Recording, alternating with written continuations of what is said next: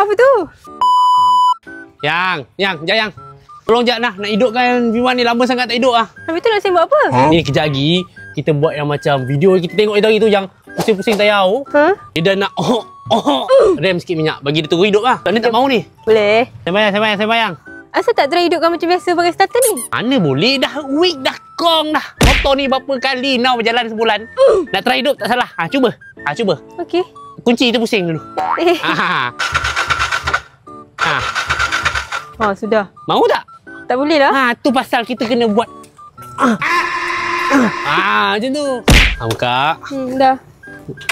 Dia apa? Dia satu, dia dua. Nak buat apa ni? Ini nak hidupkan dia, ada cara dia je.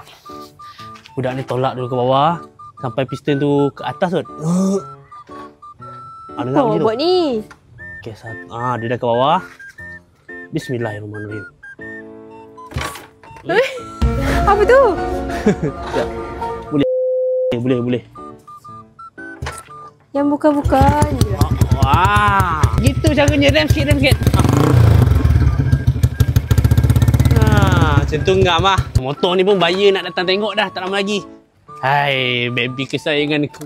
Jalan-jalan untuk kali terakhir sebelum bayi datang tengok. Tinggian pula. Tengok je lah. Kan dah senang hidup tu.